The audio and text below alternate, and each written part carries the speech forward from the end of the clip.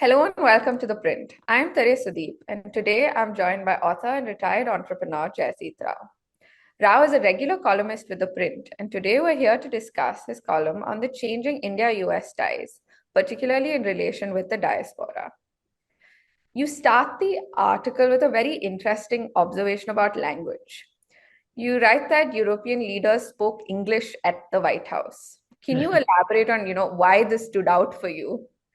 Yeah, it stood out. First of all, they were all there as if they were school children visiting the headmaster's office. So the pictures were not, visuals were quite kind of disturbing from that point of view. But more importantly, it was clear that they were kind of subservient uh, parties in Hmm. a hegemonic American relationship. So the French, the German, the Italian. And I was thinking back uh, because I'm an old man to the 60s and so on. I cannot think of a de Gaulle or an Adenauer or any European leader speaking to the international press in English. They spoke in their own languages and they had their own identities. But this has now become like a bit of an American club. Yeah. And so it's ceasing to be an alliance of countries and more a kind of a one dominant party. And the visuals make that very, very clear, including the use of the language. And from the use of the language, get into a really important point about the European nations becoming subservient to America and American vassals. What is there a lesson for India here? Do we not speak English? How does this work? Yeah, I think the question is not lesson. Mhm. It's not what we can do Mm, or what we should do. It is what we can politically do. mm, I think if we demonstrate this kind of subservience, if we yield to pressure mm. from any country, including the US, however friendly that country is, that's a political non starter in our country. That's the point I'm trying to make. It's not opposition or ruling party. The opposition may be anti American. Mm. Currently, they are making some such noises. But it doesn't matter. I think even within the ruling party, if India yielded to foreign pressure, the leadership would be thrown out. We cannot. I mean, it's not a politically saleable proposition. I know that New York Times and uh, BBC and all these Bolshi outlets keep criticizing Indian democracy, but the fact of the matter is public opinion, opposition opinion, ruling party opinion, these things count in India. And because we also have this history of having been colonized, having been part of an empire, and then broken out of it, I don't think the Indian public will tolerate yielding to pressure. Yeah. That's the message. Hopefully, there are some print readers living in the U.S. I was hoping to give to them that this is not about what India wants to do or does not want to do. It Mm. is about the political compulsions. India cannot Yeah. and therefore will not uh, accede to a position based on pressure. Another observation that you make in the article is how America sort of viewed China's rise and how it views India's rise. And how do we, navigate this distinction? Did China have it easy? Did that make it difficult for us? I think China did have it easy. I think there was a genuine hope, bipartisan hope within the United States that as China became rich, Hmm. they would become more like America. The American soft power, Hollywood, rock music, sports, Hmm. um, uh, American media, that kind of thing would make China a, one who receives, where reception of American soft power, and therefore the similarity to America would happen, and the larger West. But actually, what happened was China controlled its internet. It put walls. So, at least in the social media and internet sphere, there is no Western soft power, American soft power going in there. There might be the odd film, the odd OTT, but it's not sufficient. This prediction, I think somebody like Clinton made this prediction that internet would make China look like America. Bill Clinton made that prediction. That's not happened. Hmm. And when that's not happened, I think the concern that may be, particularly among certain sections of the American elite foreign policy establishment, that India too, if they support India's rise in a big way, in 15 years or 20 years, India also may become, quote unquote, a problem for the Americans, Yeah. which is not likely to happen with a Vietnam or an Ecuador. They are small countries. India does resemble China in some ways. It's not as successful as China today, but if it does become, it might start resembling somebody who's not taken in by American soft power. And that is, I think, there. It's not articulated by too many people, but some people have brought that up, saying, hey, do we, especially the realist school of foreign policy, they will say, do we want to create future problems for ourselves? It's still very nascent and incipient, but it's an idea that is building up. So how then does India navigate this if America does not want to sort of share power? What happens to India in this space? I don't have an answer. I've only raised the question. And I am warning Mm. that the next few months, years are going to be very difficult. Yeah. Not going to be easy, Mm. because navigating this situation, it's very difficult to convince people Mm. that it doesn't matter what you want or what might even be seen as correct from a international diplomacy and politics point of view, and what is politically saleable within India. Mm. It's very data. If you want to, you can do this, do it. You Yeah. know, yeah, it doesn't work like that. Even the strongest of our leaders, if they want to, they cannot do. We have a robust democracy, we have robust public opinion, and that has become exponentially increased by social media. There's a billion people in India with smartphones, and in 20 different languages, smartphone videos and messages are going around. So the idea that the Indian people will sign up um, uh, when pressure is put on them, even if they want to do it, even if it is in our interests, the mere fact that it is being done under pressure makes it a non-starter.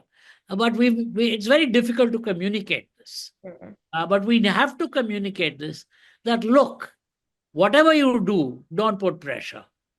Because that is going to backfire, at least not public pressure. That is not, because our people won't accept it, which means no political dispensation in power can exceed.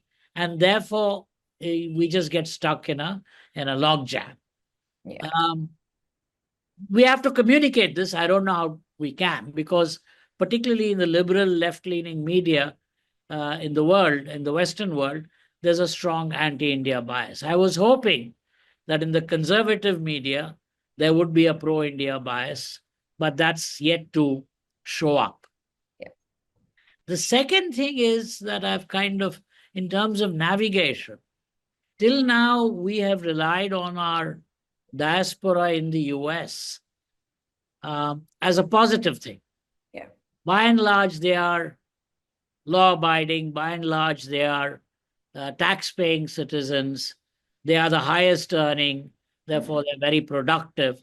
They're contributing to the American economy. Many of them are scientists, engineers, entrepreneurs, doctors. Yeah. So we thought that that would be an asset for us, and it has been. Hmm. But over the last few years, and I'm not just saying last few weeks or months, Hmm. there has been a gradual shift in that thinking. Uh, and that comes from the oldest of human frailties, envy and resentment.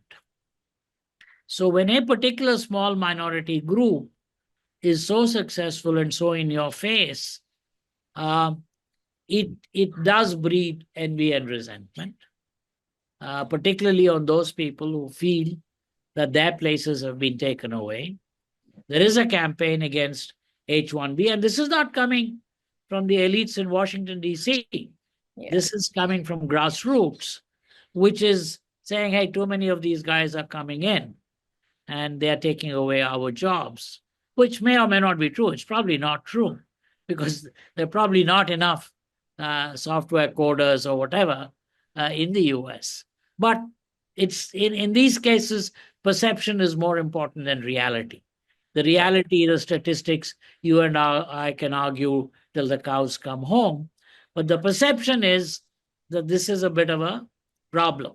It's no longer the model likable minority across all spectrums, at least across some important spectrums of the US.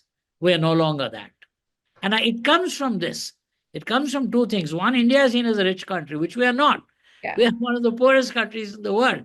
Our per capita income is, to less than $3,000. We are not, but it's happened. For some Yeah. reason, in India is powerful, and the success of the diaspora. So Yeah. that's what I'm trying to say, that we are hitting two different, very solid constraints in Hmm. how we manage not only diplomacy at the highest level, because if you look at Indian media, a lot of it is about personalized stuff. Oh, Yeah. how should we talk to Trump? I Yeah. think, yes, that is an issue. I'm not denying it. But that's, in my opinion, secondary. More Hmm. important thing is how do we handle these two challenges that we face? And we can't say, oh, we won't handle them. We have to handle them. Yeah. US is a very large trading partner. It's the Hmm. largest investment partner. We do have a strong relationship with the US economically, socially, culturally. Uh, and we need to understand that these are challenges. And I've kind of vaguely hinted somewhere in the middle of the article that we should not make the mistake Israel has made Hmm. of Yeah. focusing narrowly on the political elite. Hmm. They seem to be, in the last few years, started with academia, then moved to journalism, and now elsewhere, losing a PR battle, Hmm. the larger sphere. And we shouldn't do that. We Hmm. should, of course, try to improve our relations diplomatically, politically, etc. But we should also deal with the larger issue.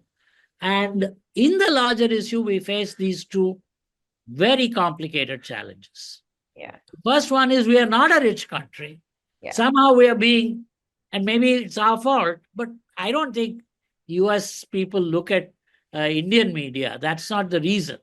It seems to be something that has arisen even in think tanks and media elsewhere, that somehow India is on the rise, India is major power, and so on. We're not. We're a poor country. Yes, on the aggregate, our GDP is fairly big. That's because we have a lot of people, not because on a per capita basis we are rich. So somehow this um, idea that we are a bit of a threat as a power, we should somehow, or even as a potential power, we should deal with. And secondly, I don't know, on the diaspora, I think there is a case to lie low, not Yeah. to be too in your face, excessive publicity for too many CEOs, all that doesn't necessarily, it is good, or it was good 5, 10 years ago. Today, this is an old thing in social psychology, that a strength, when it gets exaggerated, becomes a weakness. Hmm. But 10 years ago, when we had 3 CEOs, 5 CEOs, it was a strength. Hey, these Indians are coming here and doing well and Yeah. leading our companies. But today, if you have 50 CEOs, that strength becomes a weakness. So we need to deal with that and see. Please, don't assume I have the answers. This article, I'm raising the questions, and I'm kind of suggesting which directions we might go. Yeah. It's not easy. If it Hmm. were easy, we would have found the answers, and our diplomats and our whatever would have done it. It's not Yeah. easy. These are tough, uh, wrapped up kind Hmm. of problems, and we need to, first of all, we need to be aware of them, which is what I'm trying to do, and then let's talk about it and let's see what we can do. Yeah. Immediately when you talk, one of the sort of twists and complications that comes to my mind is we've celebrated the diaspora for so long. And would this approach that you're talking about, not celebrating them, would that feel like abandonment? No, I What don't think, I'm not then? saying we shouldn't celebrate. I'm Hmm. just saying we shouldn't boast. Hmm. There's a difference. Again, as I said, same thing. Any strength, when exaggerated, becomes a weakness. We can quietly celebrate. We don't need to make it too much front page. We don't need it's we can and we should. And we Hmm. should be happy about it. But we should be careful. In Kannada we call it drishti. I think in Hindi it's called nazar, where you are always don't want to attract the kind of malign attentions of other people.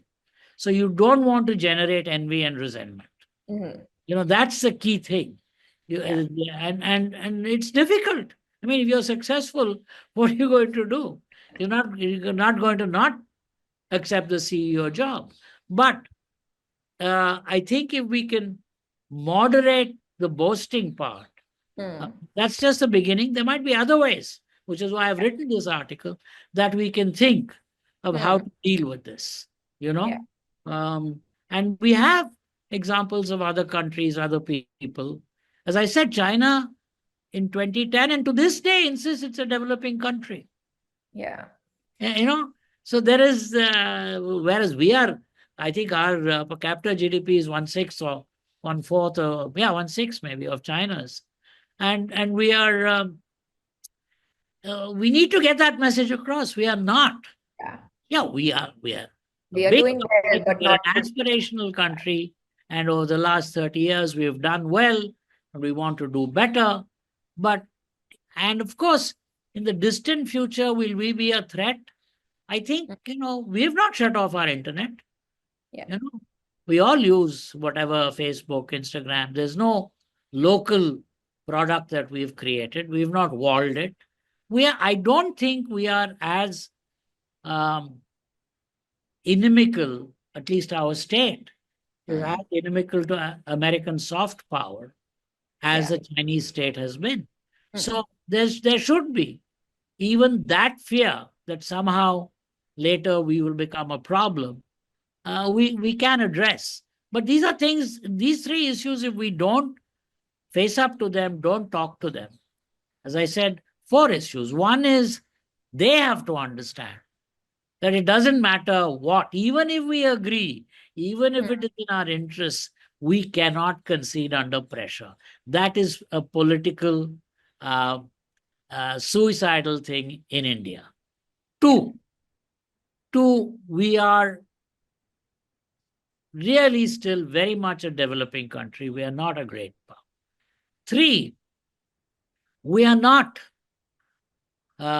we are unlikely to be, I can't say what will exactly happen in 30 years, to be a threat because we have not, uh, uh, you know, sees to, in fact, our soft power goes both ways. Yeah. And we are willing to accept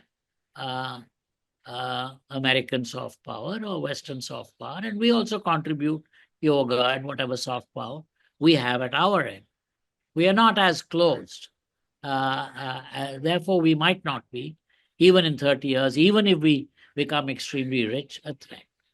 And lastly, I think we want to get back to where we were 10 years ago on the diaspora. Model minority, law abiding, tax paying, decent, not this extremely successful, taking jobs away. If and the numbers add up every year. If 50,000 software programmers go, the numbers add up over time, and people they start becoming more and more ubiquitous, and so on. So I think we need to try all these four dimensions. It's tough. Having said that, Yeah. success is not guaranteed because it's a very, very, very, very what can I say? It's a field with a lot of nettles and thorns. Yeah. So we need to worry about it. We Yeah. can't take it lightly. Yes. And I think that's great. You end the column by saying, we can learn from our northern neighbor, China. That's right. Yes. They And they they never boasted about their growth. They mm, got it into WTO as a developing country. They still maintain they're a developing country. Yes, the last 3-4 years they started doing some mm, wolf warrior and so on, and I don't think that has served them well. mm, Actually, we should learn that from their mistakes also. yeah. Wolf warrior actually did not serve them well. But their humility and their kind of actually, and they're lying low. That really not publicizing their stuff, that did serve them well, and we can learn from that, and we can also learn to avoid wolf warrior stuff. That's a mistake they made. So in terms of wolf warrior, do we avoid Vishwaguru or do we not? Vishwaguru is more, a guru is more benign, Hmm.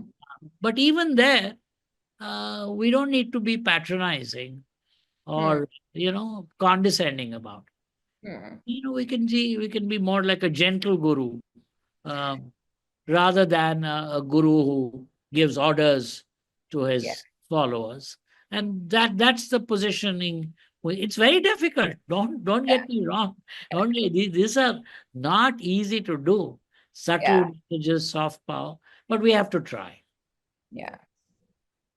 Thank you so much, Jerry, for speaking to us. I hope Thanks, Therese. your questions fall on the right ears to the people who have answers.